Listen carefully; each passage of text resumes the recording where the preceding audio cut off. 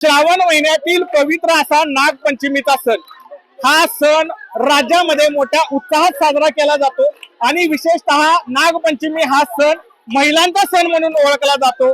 महिला पाटेपासूनच पारंपरिक वेशामध्ये या ठिकाणी नागोबाची पूजा करतात, वारुळाची पूजा करतात आणि आपल्या सवंगड्यांसोबत, आपल्या मैत्रिणींसोबत महाराष्ट्रातील ग्रामीण भागातील पारंपरिक खेळ जसे झिम्मा, फुगडी, झोका हे इत्यादी या ठिकाणी महिला करतात। पण ही परंपरा कुठेतरी लोप पावत चाललेली असताना अकलूज मध्ये मात्र या ठिकाणी बाळदादा मोहिते पाटील यांच्या वतीनं महिलांना मोठं व्यासपीठ उपलब्ध करून दिलं जाते। आपण या ठिकाणी बघू शकता, या ठिकाणी महिला मोठ्या प्रमाणात आलेल्या आहेत आणि विशेष म्हणजे या नागपंचमीच्या पारंपरिक कार्यक्रमामध्ये आपल्याला जेन झी देखील दिसत आहेत। आपण या ठिकाणी महिलांबरोबर चर्चा करणार आहोत।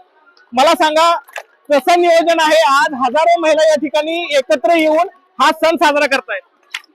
सगळे जवळजवळ 25,000 महिला ह्याचा लाभ घेतात आणि सगळ्या पारंपरिक गाण्यांवर पारंपरिक नृत्यच आपण सांगतो करायला। काय कुठल्या कुठल्या प्रकारची सोय महिलांची आपण या ठिकाणी केलेली आहे?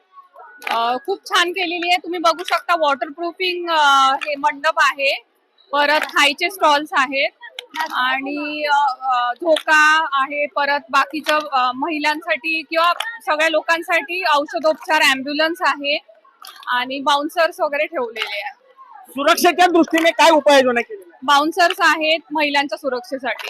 कितवं वर्ष आहे आपलं हे आणि आपण महाराष्ट्रातील महिलांना काय आवाहन करा? हे 3रं वर्ष आहे। बाळदादांच्या नियोजनातून खूप सुंदर तुम्ही बघू शकता की ऑर्केस्ट्रा ठेवलेला आहे, तो पण पारंपरिक गाण्यांवर। आणि सगळ्या महिलांना हेच आवाहन आहे की सर्व महिलांनी हे असे पारंपरिक गाणे आणि पारंपरिक नृत्य टिकवून ठेवलं पाहिजे। पुढच्या पिढीला पण ह्या गोष्टी तेव्हाच कळणार।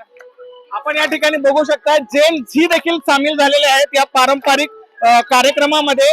काय सांगाल मला, आज तुमची पिढी, ज्या पिढीला बऱ्याचशा परंपरा माहित नाहीत पण तुम्ही आज सामील होताय, ही जेनझी पिढी काहीच म्हणजे पारंपरिक खेळ वगैरे काय माहित नाहीये, तर मी माझे पण फ्रेंड्स यावर्षी बोलवले आहेत, मागच्या वर्षी पण, आणि 3 वर्ष झाले हा कार्यक्रम चालू आहे। तर यावर्षी अजून कळायला लागलं जेनझी पिढीला कसं असतात गेम्स, परत कसं आपण पारंपरिक खेळ खेळतो, फेर, फुगडा, झोका, सगळं आपण खूप चांगलं आयोजन केलंय।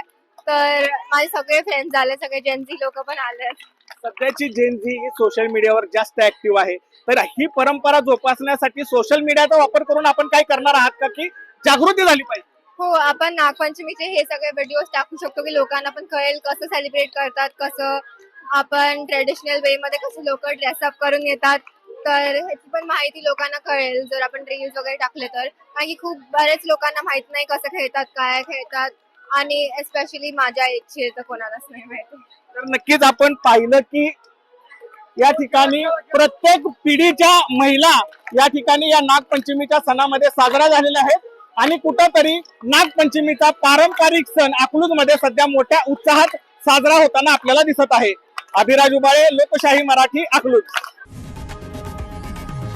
लोकशाही मराठी, ऐका, पहा, जागरूक रहा।